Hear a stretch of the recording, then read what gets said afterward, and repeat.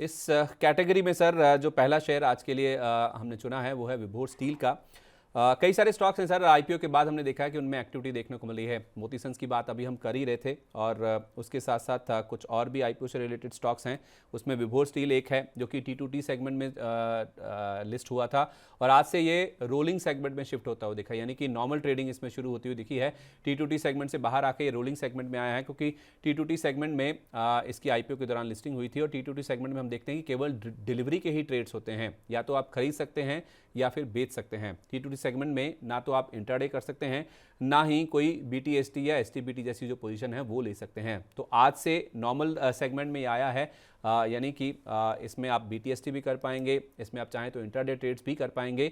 तो कहीं ना कहीं T2T सेगमेंट से बाहर निकलने का कोई पॉजिटिव इम्पैक्ट नहीं देखने को मिला है। शेयर में हम देख रहे हैं कि करीब 6% के आसपास की गिरावट ही देखने को मिली है। लिस्टिंग बहुत दमदार थी सर, शानदार लिस्टिंग देखने को मिली थी। 151 रुपये का इशू प्राइस था, 400 रुपये के ऊपर के भाव हमने देखे हैं, लेकिन अब ये स्टॉक आ गया है नीचे गिरकर 300 रुपये के आसपास। क्या राय होगी आपकी? देखिए संदीप जी, वैसे स्टॉक फंडामेंटली अच्छा है, नो डाउट। कुछ आप कह सकते हैं एक्सचेंज के जो मेजर्स होते हैं T2T से रोलिंग सेटलमेंट में, जब भी स्टॉक आता है यूजुअली आपको उछाल देखने को मिलता है, पर जिस हिसाब से मिड कैप स्मॉल कैप में थोड़ा आपको प्रेशर ना आ रहा है, तो उस किसी का आपको रुझान आपको स्टॉक पे भी नजर आ रहा है। पर हम्म। अगर किसी ने लॉन्ग टर्म के लिए ले रखा है, लॉन्ग टर्म व्यू बना के चल रहे हैं, तो अभी भी कोई दिक्कत वाली बात नहीं है, स्टॉक को होल्ड करें।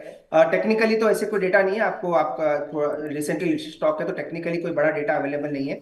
पर जो मैंने पहले भी कहा था, विभो स्टील एक स्ट्रॉन्ग फंडामेंटल स्टॉक है और वहां से भी, यहाँ से भी मुझे लग रहा है अच्छी तेजी स्टॉक में आने वाले मीडियम टू लॉन्ग टर्म में देखने को मिल सकती है। अगर ट्रेडिंग करना है तो ट्रेडिंग के लिए डेफिनेटली अवॉइड करें, क्योंकि अगर अभी नॉर्मल सेटलमेंट में आ चुका है तो काफी लोग इसमें ट्रेडिंग भी करना चाहेंगे, तो पर ट्रेडिंग फिलहाल के लिए अवॉइड करें, क्योंकि टेक्निकल स्ट्रक्चर अभी भी कोई बड़ा बना नहीं है। पर अगर इन्वेस्टमेंट करना है तो करंट लेवल से अच्छा उछाल स्टॉक में देखने को मिल सकता है, तो जिनके पास भी है लॉन्ग टर्म के लिए ले रखा है तो होल्ड करें। मुझे लग रहा है अच्छा उछाल स्टॉक में आने वाले दिनों में देखने को मिलेगा। लॉन्ग टर्म के लिए होल्ड करें, फंडामेंटली बहुत साउंड है और चाहे तो नया इन्वेस्टमेंट भी इसमें कर सकते हैं, बशर्ते आपका लंबी अवधि का नज़रिया हो तो आप इसमें बने भी रह सकते हैं। IIFL फाइनेंस ये अगला शेयर है जिसमें आज हम देख रहे हैं कि जो RBI की कार्रवाई हुई है उसका असर देखने को मिल रहा है। RBI ने इनके जो नए गोल्ड लोन हैं उसको देने पर रोक लगा दी, इस कंपनी के ऊपर बैन लगता हुआ दिखा है। दरअसल लोन देने में ग्राहकों के साथ धोखाधड़ी हो रही थी इस कंपनी की ओर से, ऐसी खबरें निकल के सामने आई हैं। खासतौर पे लोन देते समय, डिफ़ॉल्ट पर नीलामी के समय कुछ खामियां पाई गई हैं। इनकी जो लोन टू वैल्यू रेशो है उसको लेकर कुछ दिक्कतों की बात है।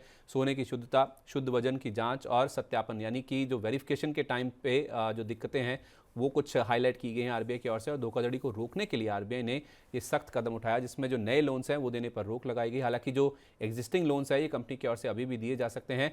एक रिपोर्ट आई है जेफरीज की जिसमें उन्होंने खरीदारी करने की राय अभी भी बरकरार रखी है। 765 रुपये का उन्होंने स्टॉक को लेकर टारगेट प्राइस दिया है।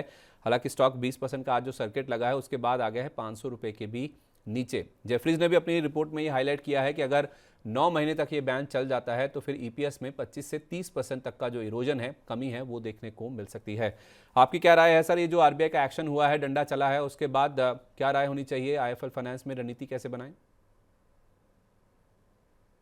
संदीप जी, एक तो स्पेशल ऑडिट की बात हो रही है आरबीआई की तरफ से, और स्पेशल ऑडिट में क्या निकल के आता है और सभी को इसी का इंतजार रहेगा, स्पेसिफिकली जो इन्वेस्टर्स ऑलरेडी जिन्होंने आईआईएफएल बाय करके रखे हैं। तो वो एक चीज पे सबकी राय रहेगी कि आने वाले दिनों में जो स्पेशल ऑडिट होनी है उसके क्या कॉन्सिक्वेंसेस निकल के आते हैं, क्या डिटेल रिपोर्ट आती है, तो उसमें सभी की नजरें रहेगी। तो वो अगेन स्पेकुलेशन रहेगा कि रिपोर्ट में क्या आएगा नहीं आएगा, पर जब तक मुझे लग रहा है ओवरऑल वीकनेस बनी रहनी चाहिए नीचे में। टेक्निकली प्योरली बात करें तो 420 के आसपास या 430 के आसपास नेक्स्ट सपोर्ट है, तो वहां पे एक बार ये स्टॉक जाके हो सकता है आपको एक बार का सपोर्ट लेता हुआ नजर आए। इसलिए करंटली कोई राय देना मुश्किल रहेगा, क्योंकि क्लियरली अगेन स्पेकुलेशन रहेगा कि स्पेशल ऑडिट में क्या निकल के आता है, और ऐसी न्यूज के बाद यूजुअली आपको पैनिक सेलिंग भी ज्यादा देखने को मिलती है।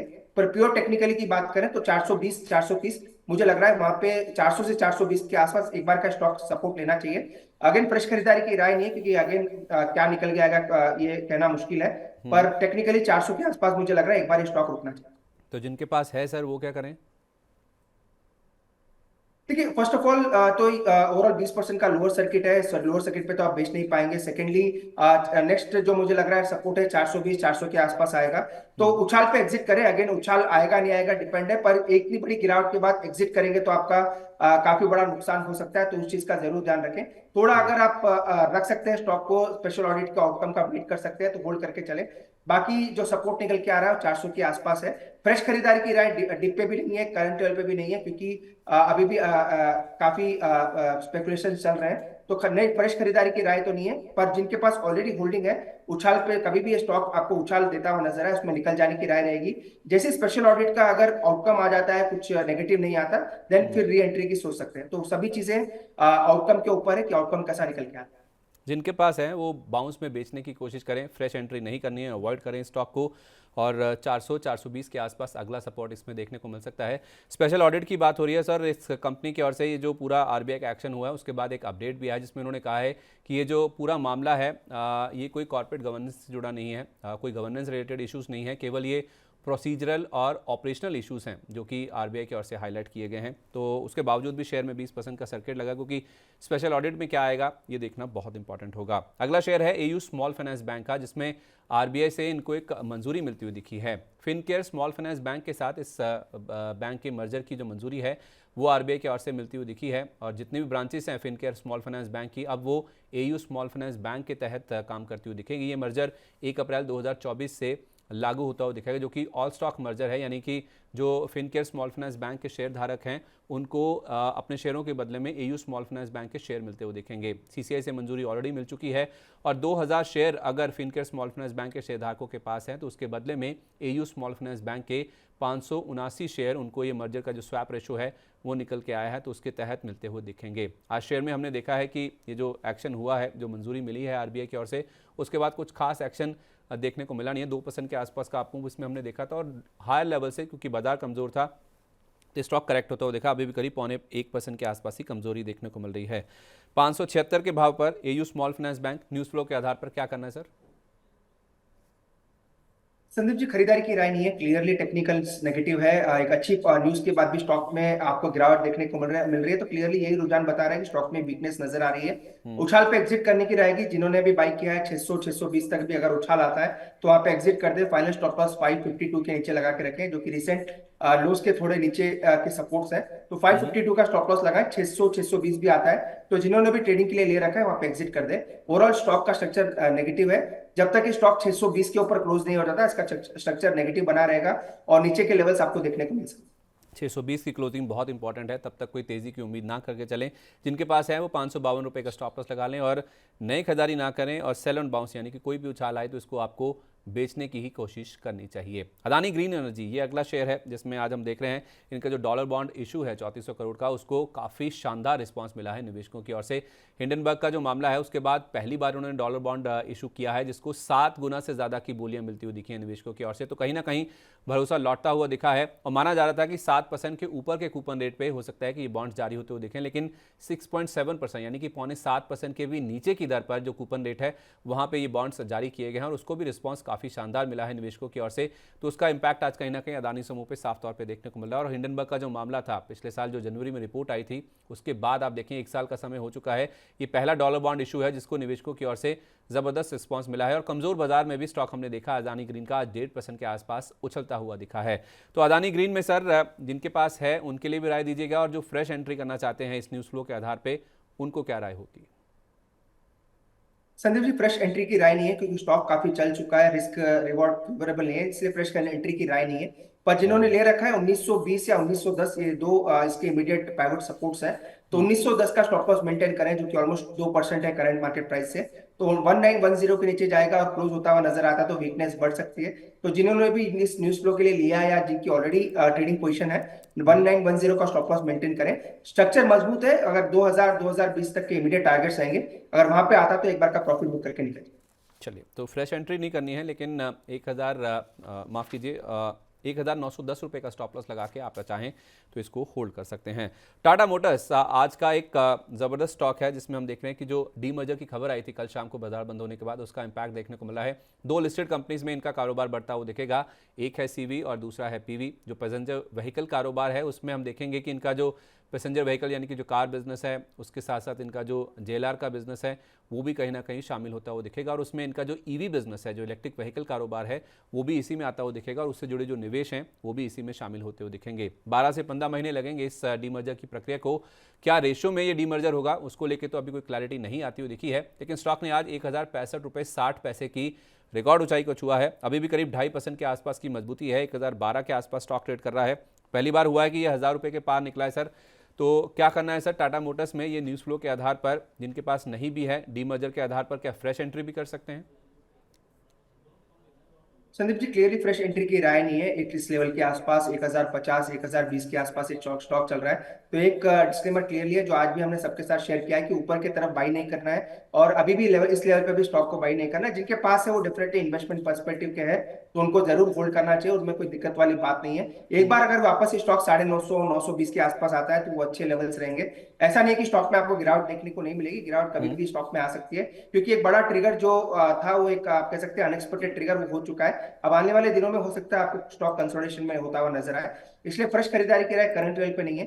अगर स्टॉक 950 के आसपास 970 के आसपास मिलता है तो वहां पे एक बार ये फ्रेश एंट्री कर सकते हैं। वहां से हो सकता है आपको एक अच्छा शॉर्ट टर्म में रिटर्न देखने को मिल सकता है। तो ओवरऑल मुझे लग रहा है 900 1100 1150 इसी के बीच में स्टॉक रहना चाहिए। कोई बड़ी तेजी या गिरावट स्टॉक में देखने को नहीं मिलेगी। 950 920 पे तो फ्रेश एंट्री होगी सर। जिनके पास है उनका स्टॉप लॉस का लेवल क्या है? देखिए, वैसे तो अगर आप डेरिवेटिव्स देखते हैं तो हजार के आसपास का इसका रेजिस्टेंस है जो कि हम यूजुअली ऑप्शन चेन देखते हैं, तो उसी के ऊपर ट्रेड कर रहा है। तो इसलिए जिनके पास ट्रेडिंग पोजीशन है या जिन्होंने आज लिया है 1000 के नीचे, 5 रुपए नीचे या 10 रुपए नीचे अपना स्टॉप लॉस लगाए, क्योंकि अगर 1000 के नीचे वापस से फिसलेगा तो ऑप्शन राइटर्स वापस आपको एग्रेसिव होते हुए नजर आएंगे। इसलिए 990 का स्टॉप लॉस मेंटेन करें जिन्होंने भी आज लिया है। 990 के नीचे जाता है तो अपनी पोजीशन से निकल जाए। ठीक है, 990 के नीचे जाए तो आप अगर आपके पास पोजीशन है भी तो आप इससे एग्जिट करके चल सकते हैं। कैप्री ग्लोबल ये अगला शेयर है जिसमें आज दमदार एक्शन देखने को मिला है। दरअसल 1:1 का जो बोनस इशू है उसकी एक्स डेट है और साथ ही साथ इन्होंने जनवरी में जो 1:2 का स्टॉक स्प्लिट यानी कि जो शेयर विभाजन है उसको मंजूरी दी थी, उसकी आज एक्स डेट है। यानी कि दोनों का जो इम्पैक्ट है वो स्टॉक में देखने को मिला है। ये शेयर विभाजन के बाद जो फेस वैल्यू 2 रुपये की थी वो घटकर 1 रुपये की होगी और एक शेयर पर एक बोनस के तौर पे भी मिला है। और शेयर ने आज किया है 52 वीक हाई हिट। 20% का ऊपरी सर्किट आज इस स्टॉक में देखने को मिला है और दमदार एक्शन देखने को मिला है। सर कैप्री ग्लोबल में 290 रुपये के आसपास के जो हाइज हैं वो आज बनते हुए दिखे हैं। आपकी क्या राय होगी सर? ये जो पूरा एक्शन है ट्रेडर फ्रेंडली जो होता है वो तो पूरा हो चुका है, क्या अभी इसमें एंट्री की जा सकती है? ठीक है, अगेन संदीप जी आपने सही कहा, ये स्टॉक वैसे टेक्निकली स्ट्रांग है, आज भी 20% ऊपर है। अगर आप चार्ट देखेंगे तो चार्ट पे कॉर्पोरेट एक्शन यूजुअली देखने को नहीं मिलता क्योंकि एडजस्टमेंट शाम में होगा, पर ओवरऑल 20% का गेन ऑलरेडी मिल चुका है। ऑलरेडी स्टॉक काफी बड़ा उछाल दिखा चुका है। तो जिन्होंने ऑलरेडी ले रखा है या फिर इन्वेस्टमेंट पर्सपेक्टिव से पोर्टफोलियो में है तो उनको तो होल्ड करना ही चाहिए। फ्रेश खरीदारी की राय करंट लेवल पे नहीं है। वैसे भी करंट लेवल से रिस्क रिवॉर्ड फेवरेबल नहीं है, तो किसी ने अगर किसी को भी एनबीएफसी में बाय करना है तो बेटर है हाउसिंग फाइनेंस कंपनीज या एल&टी फाइनेंस, एम&एम फाइनेंस जैसी कंपनी में जाए, वहां पे हो सकता है उछाल ज्यादा देखने को मिले। इस स्टॉक में मुझे लग रहा है रिस्क रिवॉर्ड फेवरेबल नहीं है, इसलिए फ्रेश खरीदारी की राय करंट लेवल पे स्टॉक पे नहीं। तो फ्रेश एंट्री ना करें। कैप्री ग्लोबल में अच्छा खासा उछाल ऑलरेडी देखने को मिल चुका है। अगर आपको इसी स्पेस में रहना ही है तो एल&टी फाइनेंस, एम&एम फाइनेंस, ये कुछ अच्छे अदर स्टॉक्स हैं जो विकल्प हैं जिनको आप चाहें तो चुन सकते हैं। IEX यानी कि इंडिया एनर्जी एक्सचेंज ये अगला शेयर है जहां पे आज हम देख रहे हैं कि जो इनके फरवरी महीने का जो परफॉर्मेंस है वो निकल के सामने आया है। फरवरी में इनके जो वॉल्यूम्स है उसमें करीब 15.5% की बढ़ोतरी हुई है। 9,462 मिलियन यूनिट के आसपास इनका जो वॉल्यूम है वो साल दर साल बढ़कर देखने को मिला है और जो DAM प्राइस है वो करीब 5 रुपये प्रति यूनिट के आसपास का देखने को मिला है। DAM यानी कि इनका जो डेली एवरेज जो यूनिट्स होते हैं वो हैं और RTM वॉल्यूम इनका जो है 36.5% बढ़कर 2,340 MU पर देखने को मिला है। अच्छे नंबर्स आए हैं सर इनके शेयर में हमने देखा, लेकिन 2.5% तक की गिरावट देखने को मिली अच्छे वॉल्यूम्स में ग्रोथ देखने के बावजूद भी। तो 2% के आसपास की कमजोरी अभी भी देखने को मिल रही है। क्या करना चाहिए सर इसमें, इस स्टॉक में? खासतौर पे जो डे हेड मार्केट के नंबर्स आए हैं वो तो बहुत ही अच्छे रहे हैं और जो रियल टाइम मार्केट के नंबर्स हैं उसमें भी कुछ खराब ऐसा परफॉर्मेंस नहीं देखने को मिला है। उसके बावजूद भी शेयर में जो कमजोरी है उसको आप कैसे रीड कर रहे हैं? संदीप जी, मेजरली एक्सपेक्टेड था मार्केट की तरफ से कि इनके नंबर्स अच्छे आएंगे, तो उसी का रुझान आपको चार्ट पे भी देखने को मिला। ये स्टॉक 139 से 155 के ऑलरेडी लेवल इस स्टॉक ने टच किए थे, वहां से आज प्रॉफिट बुकिंग देखने को मिल रही है। स्टॉक अगर शॉर्ट टर्म में देखें तो शॉर्ट टर्म में मजबूत है, 147 के आसपास इसका सपोर्ट है। तो जिन्होंने भी आज लिया है या फिर जिन्होंने परसों लिया था जब स्टॉक ने ब्रेकआउट दिया था, तो 147 का स्टॉप लॉस मेंटेन करें जो कि इसका ब्रेकआउट का लेवल है। 147 के नीचे जाएगा तो अगेन स्टॉक न्यूट्रल या फिर हो सकता है साइडवेज होता हुआ नजर आए। तो जिन्होंने भी शॉर्ट टर्म मोमेंटम के लिए बाय किया है तो 147 का स्टॉप लॉस मेंटेन करें। मोमेंटम अगर जनरेट होता है तो 155 158 ये दो इमीडिएट टारगेट रहेंगे, वहां पे आता तो स्टॉक से एक बार का निकल जाने की राय। ठीक है, तो 155 158 तक के जो लेवल्स हैं वो IEX में देखने को मिल सकते हैं। 147 रुपये का आपको लगा के रखना है इसमें स्टॉप लॉस। इसी के साथ बर्निंग स्टॉक्स की जो सूची है वो यहीं पे पूरी होती है।